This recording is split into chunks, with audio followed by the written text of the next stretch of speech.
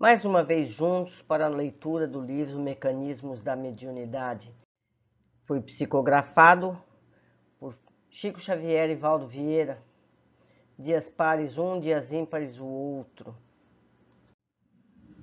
Conquistas da microfísica, primórdios da eletrônica, espíritos iminentes atendendo aos imperativos da investigação científica entre os homens, volvem da espiritualidade ao plano terrestre, incentivando estudos acerca da natureza ondulatória do universo. A eletrônica balbucia as primeiras notas com Tales de Mileto, 600 anos antes de Cristo. O grande filósofo, que tinha a crença da unidade essencial da natureza, observa a eletrização no âmbar, electron em grego. Seus apontamentos sobre as emanações luminosas são retomados no curso do tempo por Herão de Alexandria e outras grandes inteligências, culminando nos raciocínios de Descartes no século XVII, que, inspirado na teoria atômica dos gregos, conclui, 300 anos antes da descoberta do elétron, que na base do átomo deveria existir uma partícula primitiva, chegando a desenhá-la com surpreendente rigor de concepção, como sendo um remoinho ou imagem aproximada dos recursos energéticos que o constituem. Logo após, Isaac Newton realiza a decomposição da luz branca nas 7 cores do prisma, apresentando ainda a ideia de que os fenômenos luminosos seriam correntes corpusculares, sem excluir a hipótese de ondas vibratórias a se expandirem no ar. Huygens prossegue na experimentação e defende a teoria do éter luminoso ou teoria ondulatória. Franklin teoriza sobre o fluido elétrico e propõe a hipótese atômica da eletricidade, tentando classificá-la como sendo formada de glânulos sutis perfeitamente identificáveis aos remoinhos eletrônicos hoje imaginados. Campo eletromagnético. Nos primórdios do século XIX, aparece Thomas Young, examinando as ocorrências da reflexão, interferência e difração da luz, fundamentando-se sobre a ação ondulatória, seguindo-lhe-se Fresnel a consolidar-lhes as deduções. Sucedem-se investigadores e pioneiros até que, em 1869, Maxwell afirma, sem que as suas asserções lograssem despertar maior interesse nos sábios de seu tempo, que as ondulações de luz nasciam de um campo magnético associado a um campo elétrico, anunciando a correlação entre a eletricidade e a luz e assegurando que as linhas de força extravasam dos circuitos, assaltando o espaço ambiente e expandindo-se como pulsações ondulatórias. Cria ele a notável teoria eletromagnética.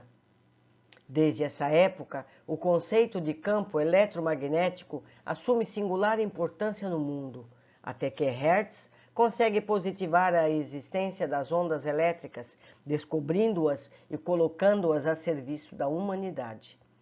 Nas vésperas do século XX, a ciência já considera a natureza terrestre como percorrida por ondas inumeráveis que cruzam todas as faixas do planeta, sem mais se misturarem. Entretanto, certa indagação se generalizara, reconhecido o mundo como vasto magneto composto de átomos e sabendo-se que as ondas provinham deles, como poderiam os sistemas atômicos gerá-las, criando, por exemplo, o calor e a luz? Estrutura do átomo. Max Planck, distinto físico alemão, repara em 1900 que o átomo, em lançando energia, não procede em fluxo contínuo, mas sim por arremessos individuais, ou, mais propriamente, através de grânulos de energia, estabelecendo a teoria dos quanta de energia. Foi então que Niels Bohr deduziu que a descoberta de Planck somente se explicaria pelo fato de gravitarem os elétrons ao redor do núcleo, no sistema atômico, em órbitas seguramente definidas, a exteriorizarem energia, não girando como planetas em torno do Sol, mas saltando de inesperado de uma camada para outra. E procedendo mais por intuição que por observação, mentalizou o átomo como sendo um núcleo cercado, no máximo de 7 camadas concêntricas, plenamente isoladas entre si, no seio das quais os elétrons circulam livremente, em todos os sentidos. Os que se localizam nas zonas periféricas são aqueles que mais facilmente se deslocam, patrocinando a projeção de raios luminosos, ao passo que os elétrons aglutinados nas camadas profundas, mais jungidos ao núcleo, quando mudam de órbita, deixam escapar raios mais curtos, a se graduarem na série dos raios X. Aplicada a teoria de Bohr, em multifários setores da demonstração objetiva, ela alcançou encorajadoras confirmações. Com isso, dentro das possíveis definições terrestres, o cientista dinamarquês preparou o caminho a mais amplo entendimento da luz, estado radiante e raio X. A ciência da Terra acreditava antigamente que os átomos fossem corpúsculos eternos e indivisíveis. Elementos conjugados entre si entrelaçavam-se e se separavam, plasmando formas diversas. Seriam como vasto, mas limitado capital da vida, de que a natureza poderia dispor sem qualquer desperdício. No último quartel do século XIX, porém, singulares alterações marcaram o passo da física. Retomando experiências iniciadas pelo anticista alemão Hittorf, William Crookes valeu-se de um tubo de vidro fechado, no qual obtinha grande rarefação do ar, fazendo passar através dele uma corrente elétrica oriunda de alto potencial. Semelhante tubo poderia conter 2 ou mais eletrodos, cátodos e ânodos, ou polos negativo e positivos, respectivamente, formados por fios de platina e rematados em placas metálicas de substância de molde variáveis. Efetuada a corrente, o grande físico notou que do cátodo partiam raios que, atingindo a parede oposta do vidro, nela formavam certa luminosidade fluorescente. Crookes classificou como sendo radiante o estado em que se mostrava o gás contido no recipiente e declarou guardar a impressão de que conseguiria reter os corpúsculos que entretecem a base física do universo. Mas, depois dele, aparece Röntgen, que lhe retoma as investigações e, projetando os raios catódicos sobre a tela metálica, colocou a própria mão entre o tubo e pequena chapa recamada de substância fluorescente, observando que os ossos se destacavam em cor escura na carne que se fizera transparente. Os raios X, ou raios Röntgen, foram desde então trazidos à consideração do mundo.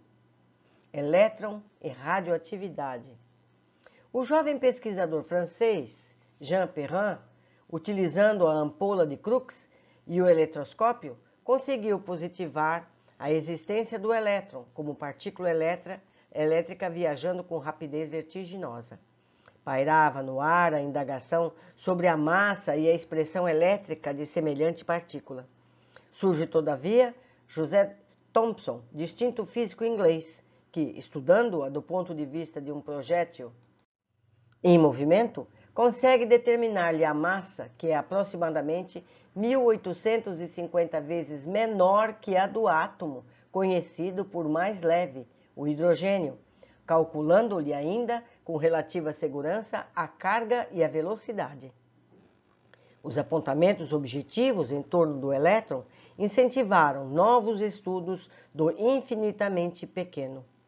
Animado pelos êxitos do raio de Röntgen, me perdoem a pronúncia, Henri Becquerel, com auxílio de amigos espirituais, porque até então o gênio científico na Terra desconhecia o extenso cabedal radioativo do urânio, escolhe esse elemento para a pesquisa de novas fontes do raio-X e, Surpreende as radiações diferentes que encaminham o casal Curie à descoberta do rádio.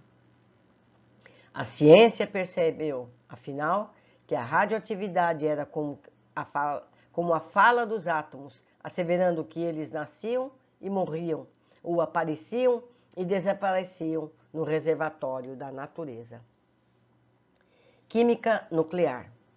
O contador Geiger, emergindo no cenário das experimentações da microfísica, demonstrou que, em cada segundo de 1 grama de rádio, se desprende 36 bilhões de fragmentos radioativos da corrente mais fraca de raios emanantes deste elemento, perfazendo um total de 20.000 quilômetros de radiação por segundo. No entanto, há tão grande quantidade de átomos de rádio em cada grama desse metal que somente no espaço de 16 séculos é que o seu peso fica reduzido à metade. Aprendendo-se que a radioatividade exprimia a morte dos sistemas atômicos, não seria possível apresentar-lhes a desintegração controlada, com vistas ao aproveitamento de seus potenciais energéticos? Pergunta. Rutherford lembrou que as partículas emanadas do rádio funcionam como projéteis vigorosos e, enchendo um tubo com azoto, nele situou uma parcela de rádio, preparando os pontos de queda dos corpúsculos eletrizados sobre pequena tela fosforescente. Descobriu desse modo que os núcleos do azoto, espancados em cheio pelas partículas radioativas alfa, explodiam, convertendo-se em hidrogênio e num isótopo de oxigênio.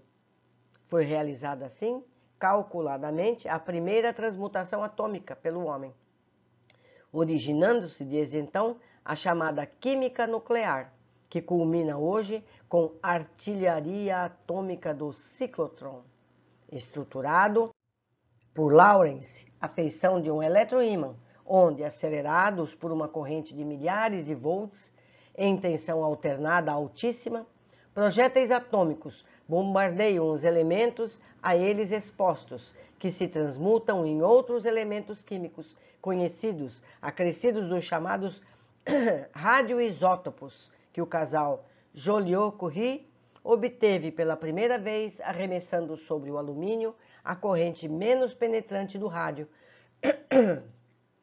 constituída de núcleos de hélio, ou hélions. Surgiam assim os fecundos serviços de radioatividade artificial. Nossos apontamentos sintéticos objetivam apenas destacar a analogia do que se passa no mundo íntimo das forças corpusculares que entretecem a matéria física e daqueles que estruturam a matéria mental. Meus amigos, eu entendo que esse tema é bastante áspero para a maioria das pessoas, mas a espiritualidade acertadamente sabe que é preciso falar na linguagem da ciência para que possamos ser finalmente escutados. Ficamos por aqui neste capítulo e aguardo a todos no próximo. Com um grande abraço.